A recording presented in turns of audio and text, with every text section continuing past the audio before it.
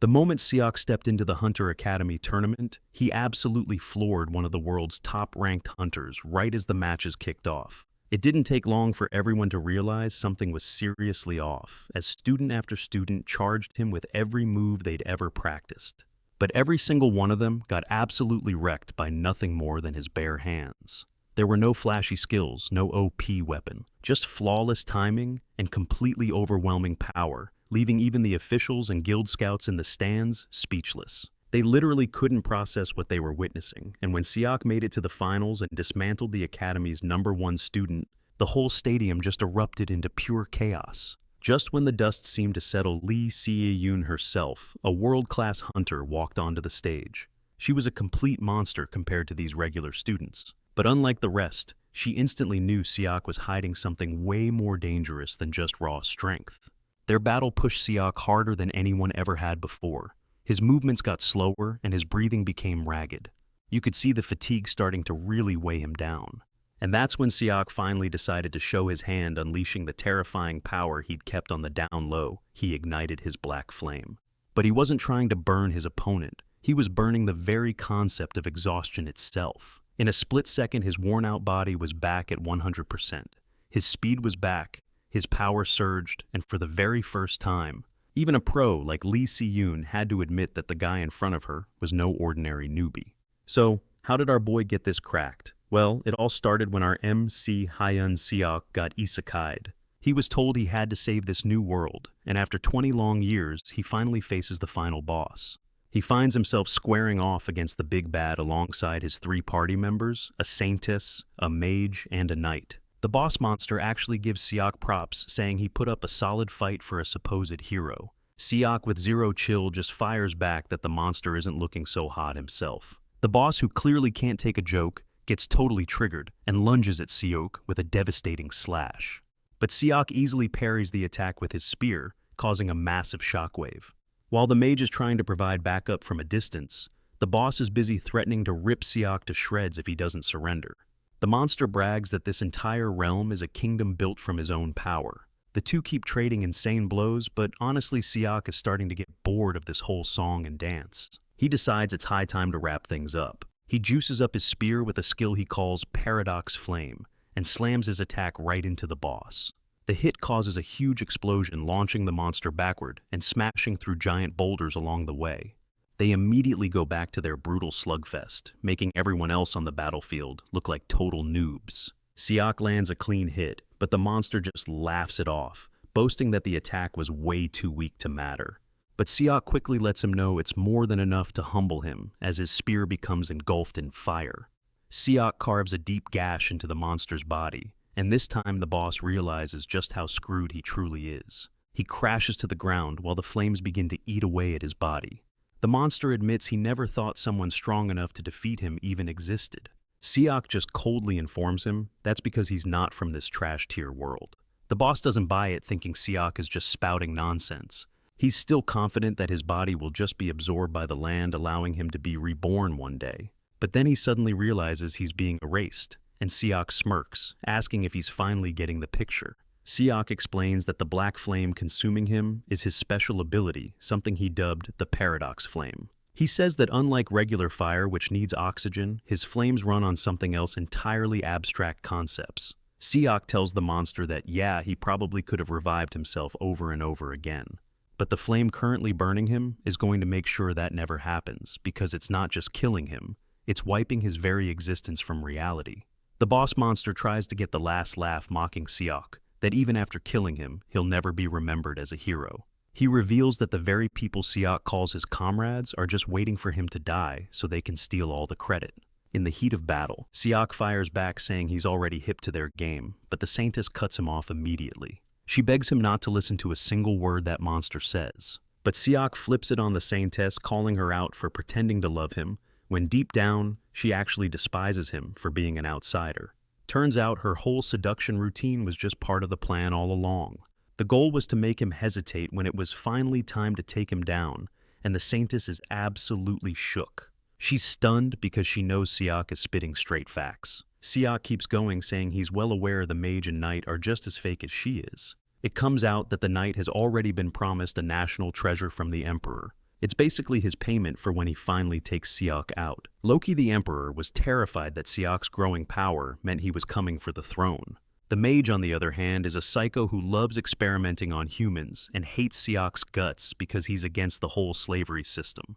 Siak drops a bombshell telling them he's known about their betrayal for the last 5 years. This leaves even the monster speechless, asking Siak why he doesn't just use his insane power to conquer the entire world. But Siak couldn't care less about that. He just wants to go home. Flashback 20 years to 2005.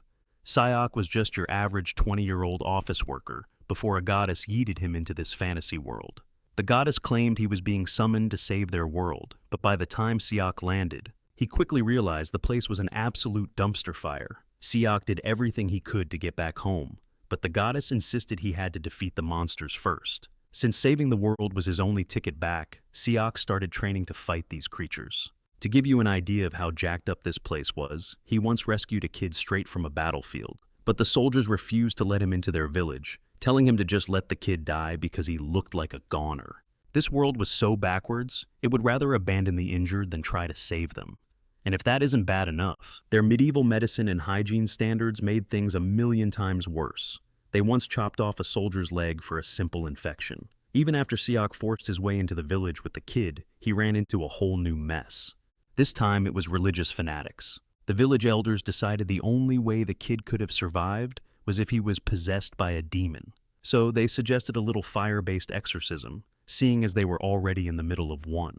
These dudes were just casually burning people alive like it was nothing more than throwing another log on the fire. Siak was completely floored, unable to process how he ended up in a barbaric world with zero concept of human rights. Despite all that, Siak clawed his way through the next 20 years, and now he's finally killed the big bad and saved the world. Siak breathes a sigh of relief, thinking it's all over, but the knight readies his sword, telling Siak he's glad, that he finally understands they can't let him live. Siak just turns to the guy and tells him with zero chill how much he truly hates their world.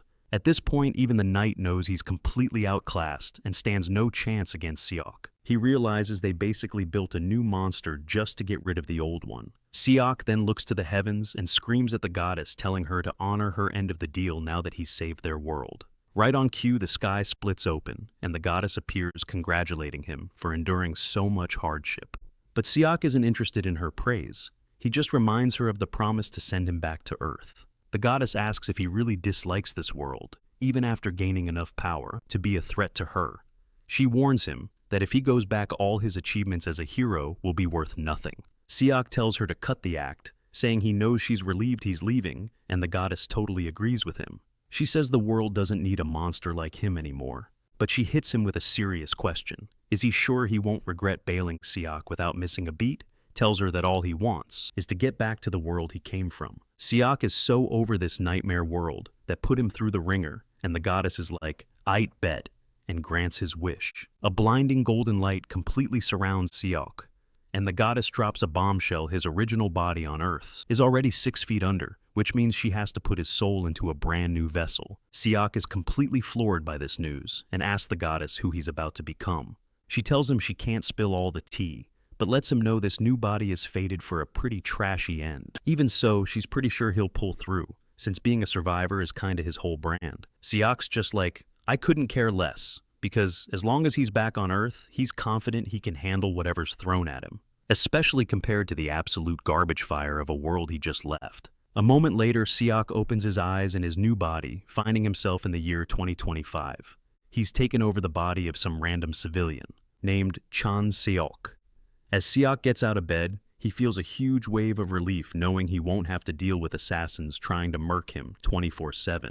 He then clocks a mirror across the room, and he walks over to it to check out his new face. That's when it finally sinks in that he's really back on Earth. He scans the room and sees clean water ready to use, which is a total luxury compared to the grimy world he came from, where even starting a fire meant chopping wood like a madman. Siak is hyped because this is everything he's been dreaming of. He even finds a box of fried chicken sitting on a table. He doesn't hesitate for a second, grabbing a piece, and the taste alone makes him go absolutely wild. Tears of pure joy stream down his face, because he can finally taste real food again after so many years of living in that hellscape. But while he's vibing and celebrating his return, he completely misses a bright red light materializing in the middle of the street. Since it's the year 2025 on Earth, he realizes his new world, and the one he was trapped in, were running on the exact same timeline. He's not really sweating it though. No matter how much of a struggle Earth might be, he's certain it can't possibly be as bad as the world he just escaped from. After he's done demolishing the chicken, Siak hops in the bathroom for a hot shower, soaking up modern comforts like the AC right after. He then wanders over to the window to gaze at the clear sky, just trying to take in everything he's missed. He's thinking about what his next move should be, when a seriously ugly monster pops up at the window staring right at him. Siak screams, wondering what in the world he's looking at. Just then, an emergency broadcast echoes across the area, warning all residents that a corrosion rift has just opened up. Somewhere inside the apartment complex, Siak has no clue what they're talking about over the PA system. The announcer keeps going, urging everyone to evacuate to the underground shelter immediately. Siak is just frozen in place, completely stunned, until he realizes his entire window is now covered with these creatures, all trying to claw their way inside. The sound of the window shattering snaps Siak back to reality as the monsters start pouring in. He immediately makes a run for it, wondering what the hell these things are as they chase him down. Siak's quick thinking saves him when he leaps through another window and hides out on the ledge, waiting for the swarm of monsters to pass. Once they're gone, he climbs back in and lets out a massive sigh of relief, thinking he's finally lost them. Suddenly, he sees a kid in the distance and sprints over, asking him what on earth he's doing out in such a dangerous situation. He tells the kid they need to book it to the shelter like right now. But this kid is way more focused on the monster he spotted earlier, saying he's actually interested in hunting it down. He asks Siak if he wants to tag along, and Siak just stares at him in disbelief, wondering what the hell this kid is even saying. Turns out Earth has been dealing with this kind of chaos for 13 years now. Since the kid refuses to head for safety, Siak feels like he's got no choice but to follow him, ending up as his reluctant sidekick. The kid then explains that a corrosion rift is basically a portal that these monsters just pour out of, and nobody knows why they form or when and where the next one will show up. After getting this info dump, Siak can't help but think about the absolute nightmare he just escaped from Model, only to pop back on Earth and find it's a total dumpster fire. The kid can't believe he has to explain the basics to Siak. He straight up asks him, "Bruh, how do you not know any of this?" Siak spins a weak story about living in America, but that just creates more problems since travel between the US and Korea is basically impossible now. The kid gives Siak this look like he's grown a second head, having absolutely no clue what this guy is on about. But Siak, being slick, manages to pivot the conversation away from his sketchy backstory. He flips the script and asks the kid about that hunter he was fanboying over earlier. The kid immediately lights up and says her name is Lee Si-yoon. He explains that she's with the Jonabi Guild and is ranked 10th on the entire planet. Apparently, she's a beast with a greatsword. Right now, she's out in Cherwon taking on a corrosion rift. The way this kid is dropping all this intel is pretty wild. With the boy spilling every detail he knows, Siak can finally breathe a little, glad he dodged that bullet. Still, he can't quite process the idea that a regular human is out there brawling with a monster. It's hitting way too close to home, just like the world he just escaped from. The kid is still info-dumping everything Siak needs to know when our MC just covers his mouth, telling him to put a sock in it for a sec. They peek around a corner and spot a squad of 5 monsters chilling in the distance. But Siak's senses are on another level. He clocks a 6th one hiding in the shadows, making it a 6-on-2 situation. Siak is seriously grateful that this new body he's in has a decent amount of physical power. After all, he's more than used to getting jumped by multiple enemies at once. Siak figures taking out these creatures won't even be a warm-up. The real issue is the kid he's with. He turns around to check on him and finds the dude trembling like a leaf. Siak can't believe it. All that tough talk about killing monsters completely evaporated the second he actually saw one up close. Siak is trying to figure out a plan since he's completely unarmed, but then he feels a familiar buzz of mana flowing through the air. The instant he confirms it's the same energy from his old world, Siak decides it's go time. He casually steps out from their hiding spot and blasts one of the monsters with his paradox flame. It's a massive relief for Siak to know that the skill engraved on his very soul still works in this world. The flame isn't nearly as strong as he remembers, but he knows it's more than enough to get the job done.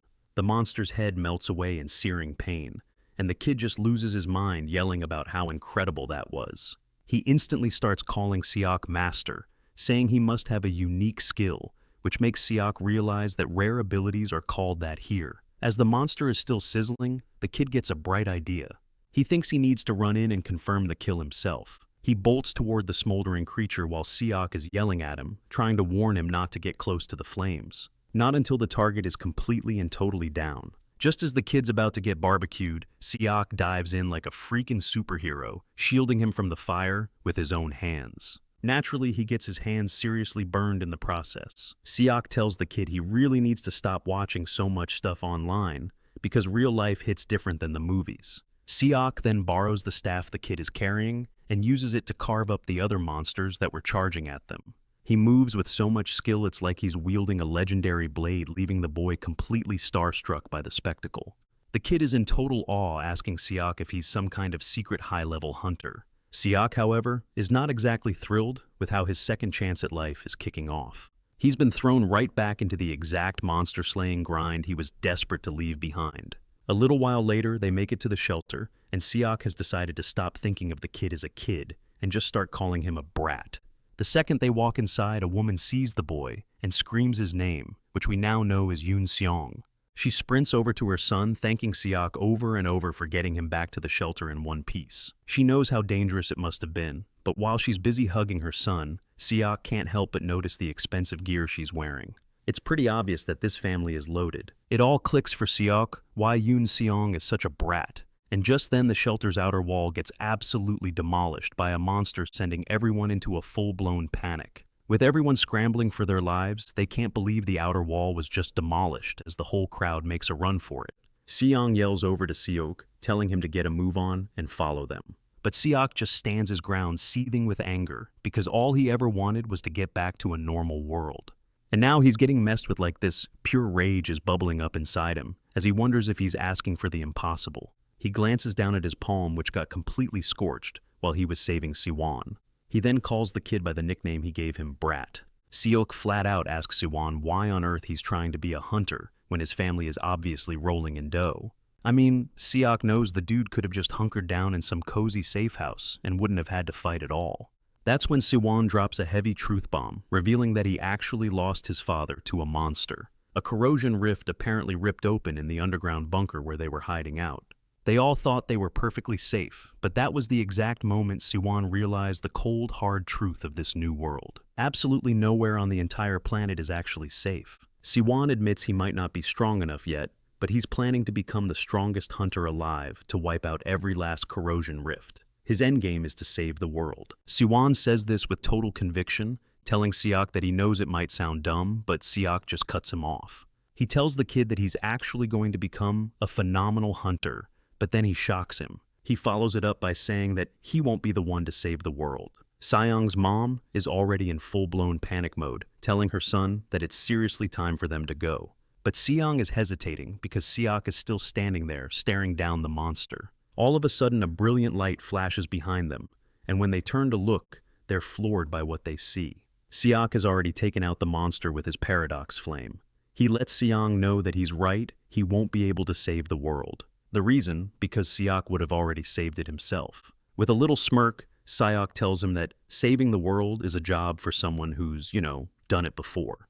So after everything calmed down and Siak made that big declaration about saving the world, he just went back to his apartment to play video games and chow down on junk food. Yeah, all that confidence about saving the world didn't last long, mostly because he just didn't have the drive. I mean, the guy had plenty of food and video games to keep him busy. On top of that, Siak doesn't think he's really needed, since there are already hunters working around the clock to save the world. And right at that moment, Siak grabs his phone to order some more junk food, and that's when it hits him. He's completely burned through all his severance pay. It turns out the original owner of his body used to be an employee at a logistics company. But the guy lost his job after the company went bankrupt because of, you guessed it, a corrosion rift. It finally sinks in that he's gotta find a job. Now that he's totally broke, though, he has tried looking before. But it's a tough market out there, since normal jobs are basically non-existent, thanks to the constant threat of corrosion rifts. Most companies are just going out of business, leaving our boy Siak with zero idea what to do next. He's just lying on his bed, completely defeated, when a notification for hunter recruitment pops up on his phone. Seeing as he already has some experience in this line of work, Siak heads over to the Hunter Association. As soon as he walks into the building, he sees it swarming with other people who are all there to become hunters. Seok overhears two guys talking about how the selection process is pretty much just a formality at this point. Apparently, all you really need to do to get selected these days is to show off a unique skill. Everything seems pretty normal until the legendary hunter Sion walks into the building, causing total chaos among the applicants. The candidates are all hyped to see her, since they figured she'd still be in Cheorwan. She was supposed to be there subjugating a corrosion rift, so they figure the Janabi squad must have sent her personally. The assumption is she's there to scout the best of the best, which begs the question, who are they here for? It turns out the VIP is a candidate named Han Zionga, an academy graduate whose awakened ability is straight-up electrokinesis. As Sion flips through the file, she trolls Senga about her power, asking if she can double as a human phone charger. Her assistant quickly steps in, reminding her the girl's a hunter, not a walking battery pack. He points out that the word on the street is Senga is actually cracked with her ability, meaning she's going to be a pretty solid asset. But Sion's other assistant cuts in, saying that hunting in those corrosion rifts is real-deal combat, and even if candidates are top tier at the academy, it doesn't mean squat, because plenty of them choke when they face an actual life-or-death fight. Sion's like, smart take, and tosses the guy a piece of candy, while the other dude just glares at him totally disgusted. Deep down, Sion knows that practice and a real fight are two completely different ballgames, which is why she believes it's going to be tough for academy students who've only ever had safe training to handle the pressure of actual combat. She figures it's going to take a hot minute for Senga to finally get with the program. A few moments later, the host hits the stage and gets the crowd hyped for the event. He announces the first match is about to kick off, and Seon is just hoping Senga can pump up her value enough to make her worth the investment. Then the host drops a bombshell. The first fighter is a real wild card because he's a civilian who didn't even go to the Hunter Academy. Yeah, no cap, that's pretty unusual. The announcer is genuinely curious what kind of guts this guy Seok has to even stand on that stage before officially introducing him to the crowd. His opponent steps into the arena, and the host lays down the rules of the match, letting them know that personal weapons are a no-go. You can only use the gear the association provides, and on top of that, inflicting any kind of career-ending or life-threatening injury is strictly banned. In his head, Seok's goals are pretty simple: save the world, eat good food, and just live his life on his own terms. And he knows the first step to making that happen is to absolutely smoke everyone in this tournament. As soon as the match begins, Seok's opponent ignites his spear, immediately talking trash and calling Seok a trash bag, who doesn't even know the basics of gathering mana. Bruh, the guy hasn't even done anything yet, but he's still mocking Seok, telling him he should be honored to lose to him. He then bolts towards Seok, bragging about being the undefeated spearmaster of the Hunter Academy. But in a split second, the dude realizes Seok has completely vanished from his sight. Before he can even figure out what's happening, Seok pops up right beside him and slams a punch into his stomach, sending a nasty shockwave of pain through his body. Seok doesn't stop there, though. He follows up with a clean uppercut that sends the dude crashing to his knees, looking dazed and missing a few of his teeth. Seok is actually surprised the guy is already on the ground, especially since he was seriously holding back. He genuinely didn't want to hurt the dude too badly. Seok just writes him off as a total beginner because he refuses to believe that this is the actual power level of academy-trained hunters. Meanwhile, from the stands, Si-yoon witnessed the whole thing, and she was completely blown away. She immediately whips out her tablet to run a full background check on Seok. The results are wild. He was just a regular guy working for a logistics company and doesn't have a single drop of mana in his body. One of Si-yoon's assistants chimes in that Seok's punch might have just been a lucky shot, but Si-yoon just tosses him a piece of trash candy, which is basically her way of telling him to shut his mouth. Sion lets them know that Seok isn't unable to use mana, he's deliberately choosing not to. Back in the arena, Seok decides it's time to end this and show everyone he's competent. He starts walking towards his opponent, and the dude looks like he's about to crap his pants. Seok reassures him that he's not aiming for a fatal wound, so he doesn't need to freak out. But even though he promised to take it easy, Seok ends up knocking the guy out cold, bagging the first win of the day. This one-sided beatdown leaves every official in the building in total shock, and Sion can see the other guilds are already plotting. They're all wondering what to do, but Sion plans to make her move first, so she can find out what Seok is really made of. As Sion gets up to bounce, her co-workers get curious about where she's off to. She just casually reveals she has an appointment to see the head of the Hunters Association.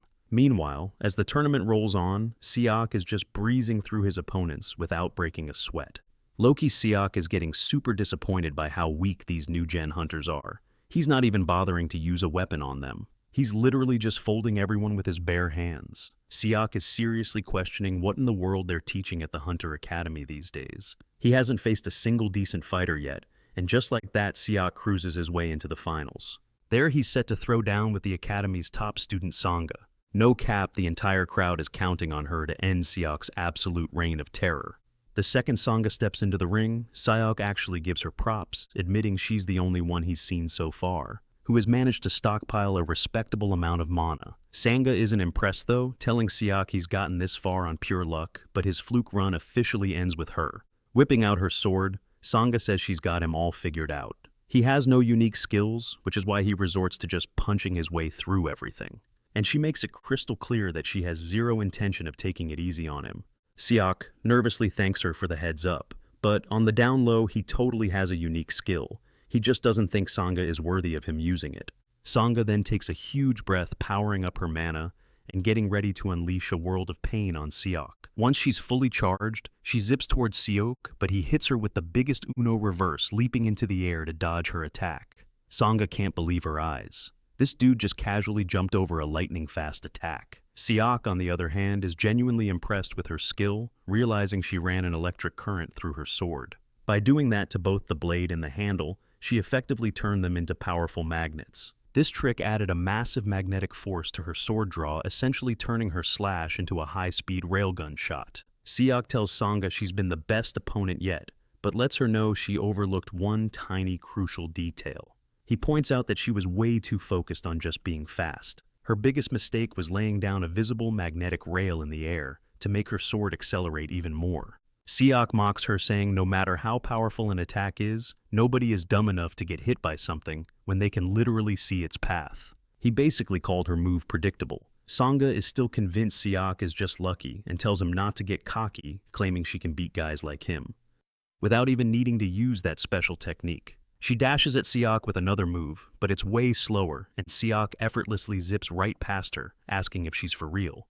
He's like, "Bruh, I dodged your fastest attack, and you think this nerfed version is gonna connect?" Desperate not to lose, Sangha unleashes a massive technique that cracks the entire arena floor. Siak immediately figures out she's pushing her body way past its natural limits. He realizes that if she keeps this up, the girl is going to seriously injure herself. Deciding that playtime is over, Siak says they've had their fun, and then drops the coldest line ever, telling her to raise her left hand if the move he's about to hit her with hurts. Before Sangha can even register his words, Siak closes the distance and slams his fist right into her stomach. The impact is so intense it feels like her organs just got put in a... While she's still trying to figure out what just happened, Siak ends the match with a second punch that sends her flying clean across the stage. Sangha gets knocked out cold, leaving the crowd absolutely stunned because they never imagined Siak would dominate the Academy's top student so easily. As Siak turns to leave, he suddenly spots Sangha, even while unconscious, raising her left hand. Siak remembers the messed up joke he made and is honestly shocked that she actually managed to do it. But before Siak can exit, the referee gets a major update and immediately makes an announcement. Apparently, the entire tournament schedule has been completely changed on the fly. He tells a completely bewildered Siak to take a short break, which makes zero sense since the fight should have been over. But then the referee drops an absolute bombshell, announcing a special match between Siak and an active hunter. The entire arena is completely thrown for a loop. Turns out the audience already knows who the hunter is because it was flashed on their private monitors. The crowd absolutely loses its mind, and Siak instantly knows this opponent must be seriously cracked. And wouldn't you know it, the hunter is none other than Siwan, making Siak wonder if she's here to put his skills to the test. Siwan steps into the ring, massive greatsword in hand, and tells Siak there's no better way to see what he's made of than a direct fight. After introducing herself and the guild she reps, she formally challenges Siak to a proper duel. She gives him an out, saying he can totally refuse since it's so last minute, but up close, Siak can see exactly why Siwan is ranked 10th in the world. Her aura and sheer composure are just on a whole other level. He knows this is going to be an uphill battle, especially since his body is still kinda nerfed. But Siak isn't bothered in the slightest. In fact, he's hyped and gladly accepts her challenge. Seok then says they should just get it started right now, which leaves even the referee looking shocked. My man confidently says he's barely used any stamina, so he's more than ready to go. Since he's gunning for the best results possible in this tournament, Seok figures that a brawl with Siwon is the perfect opportunity. With that settled, Seok grabs his spear ready to see just how much he can boost his own street cred. Flash forward 30 minutes into the fight, and while Seok is somehow still on his feet, he is getting absolutely worked. He's struggling against Siwon's insane, overwhelming strength. Seok can't believe he's getting clapped by a woman who's this physically powerful. Even so, he manages to shove Siwon back for a second and notices his own speed has taken a major hit compared to when they started. Seok can spot openings in her attacks, but his body just isn't fast enough to take advantage of them. Bruh is already dripping sweat and looks completely gassed after just 30 minutes against her. Siwon then starts to taunt him, saying she was really hoping for a good warm-up for once. She acts all disappointed that Seok is already running on fumes. Still, she's low-key impressed that he managed to last as long as he did. No cap, she was fully expecting him to be knocked out within the first 5 minutes. With that, Siwon dashes straight at Seok, looking to end this match once and for all. As Siwon barrels towards him, Seok's mind is racing, trying to figure out a plan. He realizes he has 0 mana stored up. To make things worse, even the ambient mana in the air is super thin. He really didn't want to have to use his unique skill, but he sees he's fresh out of options, and just as Siwon is about to connect, he activates his trump card, Paradox Flame. And because of that one move, he manages to slip past Siwon's attack at the very last possible second. Siwon is completely stunned. She's positive that her swing had enough power and precision that it should have been impossible for him to dodge, but somehow he did. Then she notices a strange black fire now burning around his body, which makes her super curious. Seok cracks a smile because he's finally tapping into the one power he always trusted back in his old world. Basically, Paradox Flame doesn't burn physical matter. Unlike normal fire, this flame uses abstract concepts that he chooses as its fuel. At his current level, Seok can't burn big deal concepts like his own memories or his sense of reason. That leaves him with one perfect thing to burn away his own fatigue. Seok blitzes towards Siwon, who can't believe how much faster he's suddenly gotten. He lands a heavy blow that forces her into a desperate block, and she's floored that he was able to recover so quickly. How did he bounce back in pretty much 0 time? The fight instantly hits a whole new gear as their weapons clash, sending sparks and blinding light across the arena. Siwon notices that the mana in the air is going nuts, jumping from super high to super low, which is totally bizarre. It makes no sense because the arena's settings haven't been touched at all. So, get this, the Paradox Flame is absolutely cracked. It doesn't burn matter for heat. It torches abstract concepts and spits out pure mana. All Seok has to do is feed it a little bit of his own mana to get the party started. In return, the flame incinerates his fatigue, which generates even more mana, creating a legit infinite energy loop. The two of them just keep throwing down their insane attacks, completely tearing up the arena floor. But Seok just refuses to give up, because bruh, he's a master when it comes to long, drawn-out fights of attrition. At one point, Seon asks if he seriously thinks he can keep this pace up, and Seok, full of confidence, assures her he definitely can. Then my boy gets bold, asking if she's into guys who don't know when to quit, but she just shuts him down, saying she hates them. It turns out the Paradox Flame has a downside. Just like a campfire leaves cinders, the flame produces its own kind of residue. If it burns through everything until only that residue is left, the Paradox Flame will just fizzle out of existence. After a grueling 4 hours of clashing, Sion finally manages to slam Seok to the ground, giving him props for holding out for so long. As soon as Seon is declared the winner, she whips out a huge lollipop from her pocket and hands it over to Seok. She says it's a little something for all his hard work. She also lets him know her business card is attached to the lollipop wrapper. Seok takes a look at the card, while Sion tells him they'll get into the nitty-gritty details later. For now, she just tells him to give her a call. And with the selection trials finally over, Seok gets called to the stage to receive his award. A few days later, Seok pulls up the card's details on his smartphone. He quickly figures out that his phone basically gives him all the info he could possibly need. On his way to meet up with Sion, some absolute unit of a guy suddenly steps in his way, blocking his path. Seok asks the dude who he is, but the guy just wordlessly hands over his own business card. Seok checks it out and sees the guy's name is Yoon Seong Hyun. He's a partner hunter for the Taebaek Guild, and with zero chill, he immediately tries to get Seok to join his guild. Hyun guarantees that if Seok comes to train under him, he'll become an absolute superstar. Siak stares the guy down and can tell he's not lying, but there's a problem.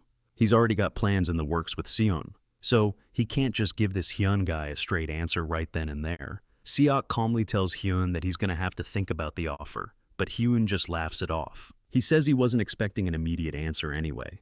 But then he grabs Siak by the shoulder, gets way too close for comfort, and tells him to think his answer through very carefully. After that weirdly aggressive move, he just bounces, telling Siak he'll be seeing him around. Siak, however, already knows that joining Taebaek is not happening. He then calls Seon and asks her where they should meet up. Seon tells him to come to a place called The Hut, which is on the second floor of the Hunter Association building. A few minutes later, Siak gets to the hut and sees it's basically a cafe. As he enters, Seon calls him over to her table. Noticing his expression, she asks if something is wrong. Siak explains that some huge dude named Hyun tried to recruit him. Seon is actually surprised that Hyun took an interest in him and tells Siak that now no other guild would dare make him an offer. Siak asks if that includes her own guild, Jana B. And that's when Seon drops a bombshell, telling him she has no intention of recruiting him, which leaves Siak totally baffled and asking why she wanted to meet. Seon explains that she wants him to work as a freelancer without being tied down to any particular guild. She figures that Hyun probably offered him a junior position in his guild. Siak is completely lost and asks her what she means by a junior position and a partner hunter.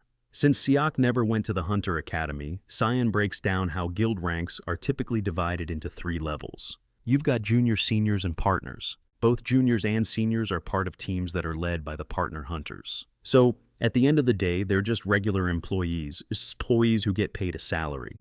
But partner hunters don't get a salary. Instead, they own shares in the guild and split the profits that it makes. You could basically say they're co-owners of the business. Turns out the hunter who founded the first guilds actually modeled them after high-powered law firms, which means you don't have to be part of a guild to start. And you definitely don't have to grind your way up from junior to senior to become a partner hunter. The gears in Siak's head finally click and he gets what Seon is putting down. In short, if he gets famous enough and starts pulling off some insane feats, the major guilds will be the ones knocking on his door, not the other way around. Seon confirms it with a nod, and then out of nowhere, hands Siak a piece of candy, which totally throws him for a loop. Siak then points out the obvious, telling Seon he doesn't have any connections, so landing legit requests is going to be a nightmare. But Seon just brushes it off, telling Siak she'll handle that part for him completely free of charge. Siak is a bit stunned, but at the same time, he low-key gets why Seon is willing to stick her neck out for him like this. Seon tells him she just wants him to remember that a guild named Janabi had his back way back when he was a nobody. She's playing the long game, she's helping Siak now so that he'll owe her a big one later. Seon then hands Siak an envelope, explaining that whether he takes the mission inside is completely his call. When he asks what it is, she reveals it's a direct request from Incheon City itself. Apparently there's this place Gyeodongo Island where a corrosion zone popped up 2 years ago after a botched attempt to close a rift. Siak asks if his job is to clean up that old mess, but Seon says no. He's just on patrol duty, and if any new corrosion rifts appear on the island, he's the guy who has to deal with them. The gig kicks off in a month, and the pay is 5 million won up front, plus a bonus of 15 million more. That is if he actually succeeds. Siak doesn't hesitate to tell her the pay is kinda trash, especially considering how ridiculously dangerous the job sounds.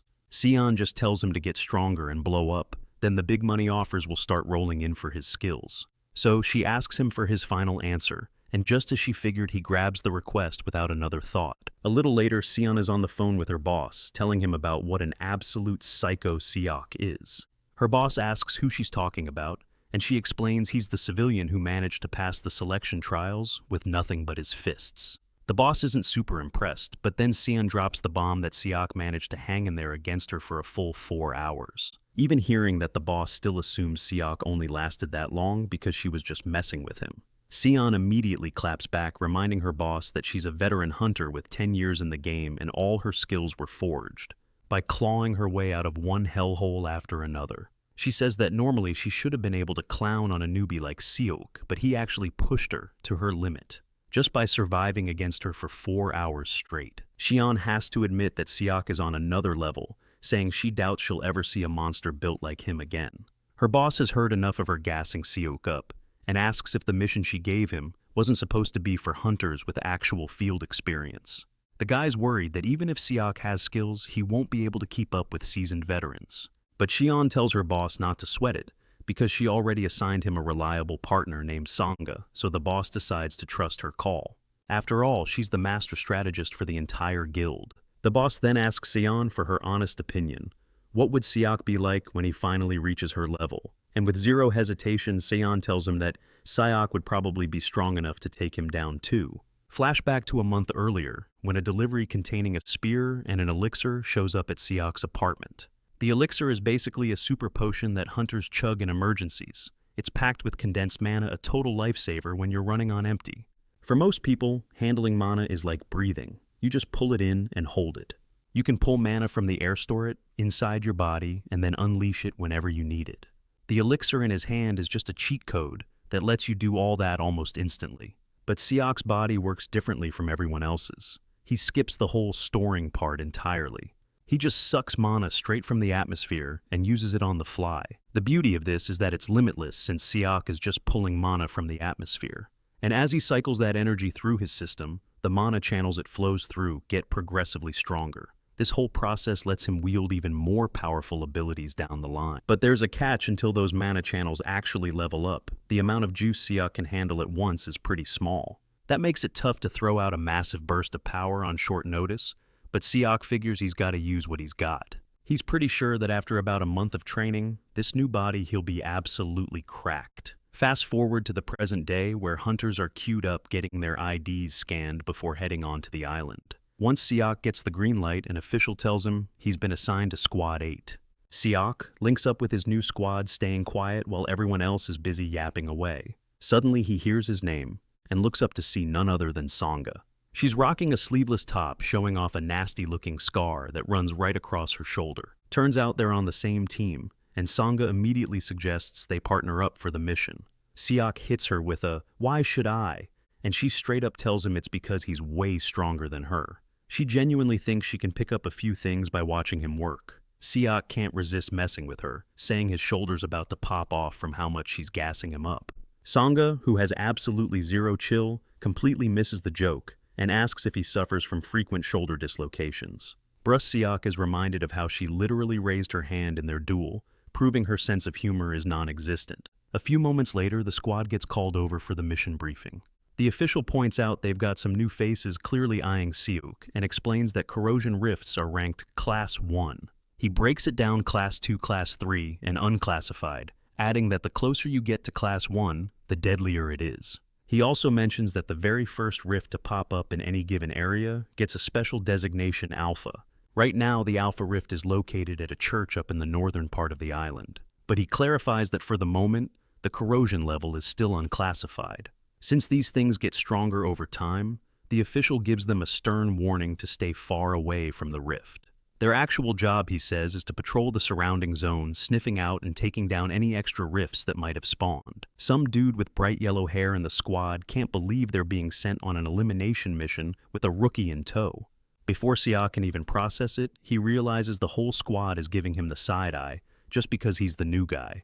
As a final note, they're told the offshore control room is up and running, so they can radio for help if things go south.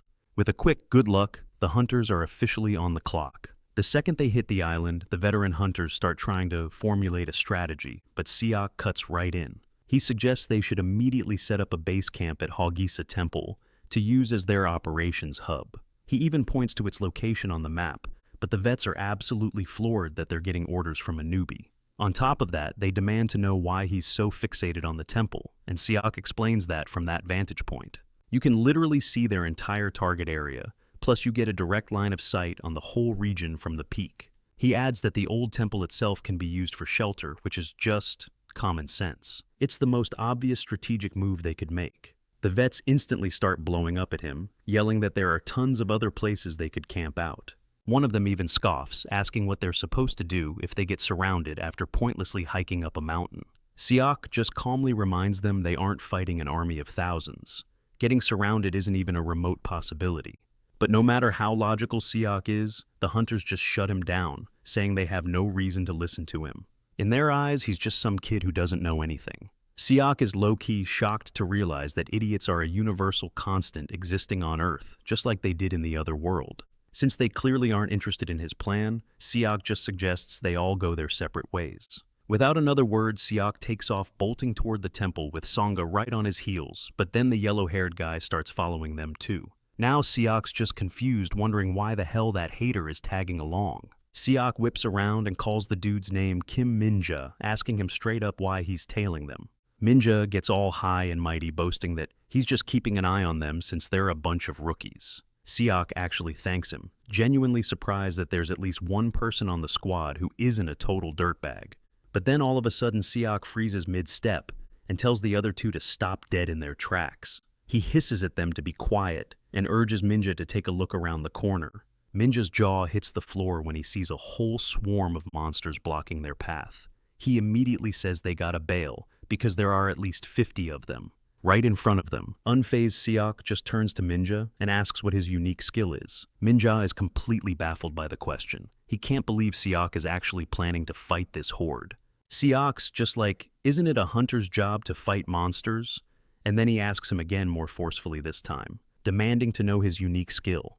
Minja stammers that it's flames, and when Siak asks what skill he's best at, Minja tells him it's fireball. A grin spreads across Siak's face. He tells Minja he's going to charge the monsters. On his signal, Minja starts protesting, saying the whole idea is insane because it's just the 3 of them, and they're supposed to go up against 50 of those things. He adds that it's their very first mission, and the smart thing to do is call for backup on the radio, while they still have a chance. Siak shuts him down immediately, saying the other hunters won't get there in time. See, unlike them who came straight from Huaisa Temple, the rest of the squad is busy searching along the coastline. Siak points out that calling them is reckless anyway, since there's no guarantee the hunters, who hear the radio signal, will even show up to help. On top of that, if they just sit and wait, the monsters could scatter and become a threat to everyone else. Deep down, Minja knows Siak is spitting facts. After the beef they had earlier, it's not a stretch to think the others might just leave them hanging. Siak makes it crystal clear that their only option is to take care of the monsters themselves, even though the situation looks absolutely hopeless. Siak tells them their winning move is a full-on surprise attack. Since they're burning daylight, Siak starts scratching out a strategy in the sand, telling Minja that he's going to kick things off with a fireball to the center while Siak blocks off the sides. Minja's mind is completely blown. He can't believe Siak is playing 4D chess planning for every single outcome. It's like this kind of chaos is just another day at the office for him. Once Siak's done explaining, Minja leaps into action and blasts the monsters with a massive fireball. The attack leaves behind a huge explosion, completely swallowing up the monsters it hit. Minja stumbles back, panting that he's on cooldown, and it'll take a bit before he can use another fireball. Siak immediately steps up to continue the assault, telling Minja to launch another one the second it's ready, and Minja confirms the order. Siak then dives into the chaos, completely untouched by the flames, and starts carving through the enemies like a hot knife through butter. You see, Siak is a huge believer in efficiency on missions, which means dividing up the roles. His plan is to hold the line until the next fireball is good to go, but even he knows that he can't block all of them on his own. This is exactly why dividing their roles is so crucial. Any monster that manages to slip past Siak's blade gets immediately smoked by Senga, who's watching his back. A few moments later, Minja shouts to Siak that he's ready to fire another fireball. Siak instantly dodges out of the way, giving Minja a clean shot to land another absolutely devastating blow on the remaining enemies. In no time at all, they've wiped out the entire horde, and Siak is complimenting them on a job well done. That's when Minja suddenly pulls out a gun, giving Siak a heart attack, but before he can freak out, Minja tells them to get aside. Siak lets out a huge sigh of relief, because for a second there, he honestly thought Minja was about to shoot his butt. Siak then jams a microchip into a monster's corpse, explaining that once the mission's done and the coast is clear, a junk dealer he's got a contract with will swing by to collect all the bodies. Our MC has no clue what he's talking about, so Minja clarifies that it's a massive pain for them to haul all the monster byproducts themselves. I mean, that stuff is obviously super heavy. By slapping a chip on the corpses, it basically gives the junk dealers the green light to swoop in after the hunt is over and scavenge anything worth a damn. After they've gathered all the loot they get, it appraised, sell it, and then split the cash. The junk dealers pocket a commission based on their deal, and the rest of the money goes straight to the hunter, who planted the tracking chip in the first place. Seok asks if you can actually trust these guys, and Minja says that's exactly why you gotta find a solid junk dealer to partner with. Minja then gives Seok some major props, admitting he's built different, because he seriously never thought the three of them could actually take down a horde of 50 monsters. But out of nowhere, Seok's instincts start screaming at him that something is dead wrong. Without a moment's hesitation, he yanks Minja and tackles him to the ground, dodging a sneak attack from a colossal monster that had been creeping on them this whole time. Thankfully, Minja gets away without a scratch and is left wondering what the hell just tried to turn them into a pancake. Seok gets a better look at the beast and figures it's some kind of mid-boss. He's low-key, shook by its sudden appearance, wondering if this thing is the alpha of all the mobs. They just finished smoking. Seok can tell this thing is no joke. The sheer amount of mana it's pumping out just hits different compared to the fodder they just fought. He immediately tells the other two to stay put while he handles this dude, but Minya and Sangha think they're supposed to help out. They suggest a pincer attack, but Seok just screams at them to get back unless they want to get shipped home in a body bag. The absolute zero chill in Seok's voice makes them back off instantly, and deep down our boy has already sized up the situation. He knows it'll be way easier to handle this thing alone without them getting in his way. He figures he can just spam his paradox flame against the beast. Once Seok is set, he goads the monster, telling it to bring it on. A few moments later, Minja asks Sangha if they should jump in, because it kinda looks like Seok is getting his butt kicked. But Sangha tells him to chill, pointing out that even though it looks bad, Seok hasn't taken a single hit. Plus the attacks he's dodging, like it's nothing, are the kind of thing that would have totally wrecked her. No-cap Seok is weaving through its attacks and landing hits at the same damn time. Sangha also spots that every time Seok's spear connects, a weird black flame erupts on the monster. Each time it happens, she's left wondering what that power even is. The more those flames build up, the slower the monster gets. At first it looked like Seok was struggling, but it turns out he's just been playing with his food. Sungha's mind is absolutely blown. She can't wrap her head around the fact that this guy is supposed to be a rookie hunter just like her. After he's had his fun, Seok pulls a wild move and yeets his spear straight up into the air, right as the monster charges at him full throttle. Sungha is totally bugging out, thinking the beast is about to splatter him, but right before it can reach Seok, it gets absolutely obliterated by the spear rocketing down from the sky. Seok doesn't even flinch, showing just how cracked he is. He actually gives the monster some props for still being able to move, even after it had completely gassed itself out. With that, Seok decides it's time to put the beast out of its misery for good. Minja is just losing his mind over what he just saw, because there is no freaking way Seok just soloed that absolute unit of a monster so easily. After Seok finishes the job, he turns to Minja and asks if it's normal for a monster that jacked to be chilling on this island. Minja tells him he was low-key thinking the same thing, because there's no way that monster was the actual core of the corrosion rift. Minja figures it might be possible since they were dropped into a rift that was at least a grade 3. That's when it clicks for Seok. He remembers hearing in the briefing that the Alpha Corrosion Rift was listed as unclassified. Since that's the deal, Seok drops a bombshell on them, saying the Alpha Rift on this island has definitely powered up to a grade 3. Sangha refuses to believe it, arguing that the briefing said something totally different, but Seok pushes her to think logically for a second. He tells her there's literally no other way to explain their current screwed-up situation, unless the corrosion level is grade 3. Hearing this, Minja starts freaking out, because the power difference between an unclassified rift and a grade 3 is like comparing a kitten to a tiger. Minja spills that if this is for real, all the hunters are in deep trouble, and most of them probably aren't making it home. Minja immediately tries to rally them, saying they have to go save the others, especially with Seok's insane skills. But Seok hits him with a hard no, saying he has zero interest in that plan. Minja is stunned and asks him what his problem is. Seok bluntly explains there's no way in hell he's gonna try to save every single hunter on this island by himself. He has to remind Minja that he's still human, and even he has limits. He also points out that their mission was never to be a rescue squad for hunters in danger. Their actual job is to find and wipe out any new corrosion rifts that have popped up. On top of that, he tells them it's a known fact that not everyone is going to survive a mission like this.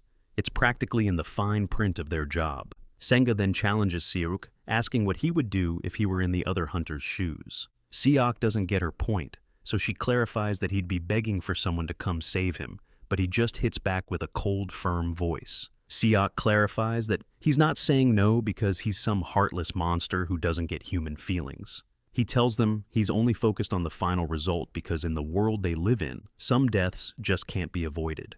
He says that when you're faced with that kind of situation, it's natural for people to just die. Siak warns them to stop thinking with their hearts, because that kind of soft mindset will get them killed in a world this savage. Later that night, they find a temple, and after a thorough search, Siak declares the building is secure for now. Minja remarks that it's a good thing they can pinpoint the other team's locations by their lights, but Siak isn't on board with that idea at all, because using lights is like sending out a dinner invitation to every monster in the area. He's confident the other teams can handle the regular trash mobs, but he's worried that a much stronger monster, just like the one they fought earlier, might show up again. So, Siak decides to send out a mass warning, letting all the other hunters know there's a strong chance the rift has evolved into a grade 3. He strongly advises them to stop using their lights so carelessly because it's putting a massive target on their backs. Siok then turns to Minja and asks if destroying the rift's core will make all the other monsters vanish. Minja confirms it, explaining that without the energy pouring out from the rift, the entire corrupted zone will just collapse. The second Siak hears this, he realizes his mission is simple: find the corrosion rift and destroy it. Later on, after the other two have finally fallen asleep, Siak gets ready to head out, but first he leaves behind an alarm device that'll scream if any monsters get close. Siak figures he can make a round trip without them even noticing he's gone as he starts slicing his way through the forest. Siak is relieved that he took the time to memorize the exact location of the Alpha Corrosion Rift during the briefing. He thinks this whole thing should be a cakewalk, but he jinxes it big time when he stumbles upon another boss-level monster. And this new one looks even more nightmarish than the beast he took down before. Back at the Hunter Association Situation Room, everyone is losing their minds because they have lost the signals of multiple hunters. Team 5 is completely off the grid, and everyone assumes they're dead. As if that wasn't bad enough, new reports claim the monsters are moving in organized packs. A casualty has already been confirmed in Team 3, and the commander is just screaming in pure frustration, demanding to know what is going on. I mean, this was supposed to be a simple recon mission into an unclassified corrosion rift. In a full-blown panic, the team leader declares a state of emergency, telling the higher-ups they're going to need immediate backup. He orders them to activate the emergency contact network and blast out a request for help to every single hunter in the vicinity. But in the middle of all this, an alarm blares that someone is getting way too close to the Alpha Corrosion Rift. The team leader absolutely freaks out when he hears this and starts yelling at his subordinates to contact this person immediately and tell them to stop. An official reports that the hunter heading straight for the Alpha Corrosion is none other than Siak from Team 8. The leader orders them to connect to Siak's terminal right now to make sure he's still alive. He's completely shocked that Siak is the first to get a handle on this, because a rift upgrading itself has literally never happened before. He puts 2 and 2 together. Since Siak is the only one making a beeline for the Alpha Corrosion, it's pretty clear he's the only one who knows what's going on. By the time they finally get a hold of Siak, he's already in a full-blown fight with a terrifying monster he ran into. Siak just screams at the control room staff, asking if they're completely brain-dead for not bothering to do a thorough investigation first. He wanted them to confirm if the rift was actually an unclassified corrosion, not just assume. Siak is absolutely flaming them, calling them every name in the book, to the point where the officials are seriously considering hitting the mute button. While dodging for his life, Siak realizes his paradox flame just isn't strong enough to finish this beast off. This means he's got to chip away at the monster's health with the flame, and then deliver the final blow with his spear. The problem is Siak's already facing a major issue because he drained way too much mana from the island. That happened when he was fighting the mid-level boss a little while ago. Now his paradox flame is running on fumes, and since he can't just leave, Siak has to find a new place to charge up on mana. After running around for a few minutes, he finally spots exactly what he was searching for, the Alpha Rift. Without even hesitating, Siak dives straight into the rift, taunting the beast to hurry up, because there's something he needs to check. Back in the Situation Room, everyone's jaw hits the floor, as Siak's GPS signal just vanishes off the map. It doesn't take a genius to figure out he just jumped headfirst into the Alpha Corrosion Rift. The second he's inside, Siak can't help but be surprised at how clean and massive the rift is. And Siak starts to wonder if an unclassified rift is already this huge. What are the Grade 1 and Grade 2 rifts going to look like? Right on cue, the boss monster finally makes its appearance, and Sayok knows it's time to end this little game of theirs. Sayok has always had one big problem with his paradox flame, and it's the fact that it spreads to every living thing around him except for himself. The flame doesn't care about friend or foe, and can sometimes rage so hard that even he can't control it anymore. That's the only real drawback to the skill, but when he's fighting solo like this, it's not a weakness at all. It means he can go completely wild and fight however he damn well pleases. Sayok swings his weapon, unleashing a huge wave of fire that smashes into the monster, all while he's absorbing mana from every inch of the rift. This forcefully widens his mana pathways, making him even stronger, and one deep breath tells Sayok this is the power he's been missing. Just then, the monster lets out a piercing scream, and Sayok immediately knows what it's planning, as other monsters start popping up all over. He isn't surprised in the slightest. He knew that annoying shriek was a call for backup. But Sayok just tells the boss monster that trying to win with numbers is completely pointless. Sayok creates a blazing barrier around himself that instantly vaporizes the new monsters, telling them he's already way stronger than before, even though he admits he's not quite as cracked as he was back in his original world. According to what Minya told him, the core of a rift is always the most powerful monster inside it. Suddenly, Sayok gets blindsided from behind by a monster that can actually talk, but he manages to dodge the attack just in time. When he looks back, he sees some ugly as sin monster staring him down. Sayok is surprised this thing is actually smart. Not only can it speak, but it was clever enough to wait until his paradox flame died down before revealing itself. Taking a closer look, he realizes the monster standing right in front of him has to be the core of the rift. With his current power level, Sayok is confident he can pull off a 4-hit combo, and without wasting a second, he makes his move. He yeets his spear right at the monster, but it actually manages to block it with its own weapon. But the sheer force from his spear keeps pushing down on the monster's sword, and that's when Sayok activates a skill called Dual Orbit Spear. A massive blast of energy suddenly erupts from the spear, shattering the monster's weapon, before punching straight through its body. It unleashes a devastating explosion that completely shreds the monster's insides. It turns out the Dual Orbit Spear is pretty OP. It creates a blue trajectory that perfectly traces the path of his first attack. This trajectory then copies the first strike, but repeats it 4 more times. It's basically a guaranteed multi-hit combo.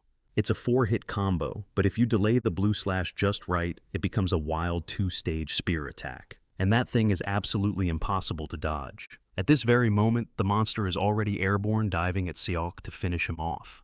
But that was a huge mistake, because the spear flies in at the perfect time. Sayok snags the spear mid-air and lands a devastating slash on the beast before winding up for the final blow. His attack completely shatters the creature's body into pieces. But what's weird is after he kills it, the monster doesn't just vanish. Instead, a box drops for Sayok. Meanwhile, the folks back in the control room are still completely losing their minds, thinking it's all over, as the monsters just keep multiplying. The team can only watch in absolute horror, saying that only a straight-up miracle could save them now, because every hunter is about to get wiped out. This is all because they shot down his request for backup earlier. All of a sudden, the team leader gets an update that Sayok, the guy who went into the rift, just sent them a message. The leader immediately demands they put the message up on the main screen for everyone to see. And to their utter shock, Sayok's message says that the alpha corrosion has been handled. Just like he reported, signals start popping up, confirming the rift has vanished, and all the monsters are disappearing. The team leader is completely floored by the news. It's the exact miracle he was hoping for, but he has no clue how Sayok could have possibly pulled it off. Just a few moments before Sangha and Mage were totally swarmed by a massive horde of monsters. With Sayok gone, Mage turns to Sangha and asks if she thinks they have any shot of making it out of this alive. Sangha can tell the guy is already on his last legs, and honestly, she doesn't know how much longer she can last either, as a monster pounces at them. She braces herself for a fight, but then a grim reality hits her. She realizes she's already running on fumes. Her own legs won't even move an inch. Sangha shuts her eyes, just waiting for the end, but in a wild twist, that's the exact second Sayok destroyed the core. And just like that, the monsters began to fade away. A little later, Sayok makes it back to the Island Hunter assembly point and sees that a ton of people are injured. He quickly puts 2 and 2 together and figures the corrosion creatures must have gone on a total rampage while he was busy. The other hunters, the same ones who didn't want to team up with Sayok before, had already heard the news. They found out he was the one who cleared the rift all by himself. They're all completely stunned and can't believe it, because a grade 3 rift isn't something a rookie should be able to handle. Seok quickly finds his teammates, and Minja can't hide how shocked he is that Seok took care of the entire rift solo. Seok just tells Minja that his heart was telling him to do what was right. Honestly, Seok had already made up his mind to just roll with the whole good guy persona since everything turned out okay. As they're talking, an official walks up and introduces himself to Seok as Byung-jong Tae. He says he's from the Korea Operating Corporation and is the third branch manager for the northern Incheon area. Bayon informs Seok that the mayor wants to have a word with him, and moments later Seok finds himself at the mayor's office in a downpour. But Seok couldn't care less about the rain. He's already planning on how to renegotiate his payment for this job. When he gets to the building, he's greeted by Lee Pil-jae, the communications and liaison officer. While they head to the mayor's office, Pil-jae mentions that the mayor has been really eager to meet him. He adds that the mayor was floored when the report from the island came through. Apparently, the mayor dropped everything and cleared his entire schedule right after he got the report, which makes Seok chuckle. Seok jokingly tells him he shouldn't have gone that far, claiming he didn't really do anything that special. Pil-jae immediately tells him not to say that, because a rookie hunter taking down a grade 3 corrosion rift is unheard of. He says it hasn't happened since the time the very first hunter was still around, which catches Seok by surprise. He didn't know someone else had done it before, and thinks that guy must have been the real deal.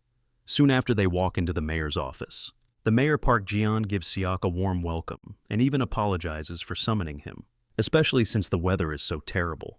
Jian then invites Seok to take a seat and asks Pil-jae to grab them some coffee. As soon as they're by themselves, Gayan starts gassing him up, saying he's done a huge service for the nation and admits that island was a total pain to handle since their budget was tight, which made hiring a top-tier guild pretty much impossible. Seok fires back that he's sure the man is thrilled. The whole mess is over, especially since he managed to clean it up for a pretty low price. Gayan doesn't deny it and asks Seok if it's really his first ever mission.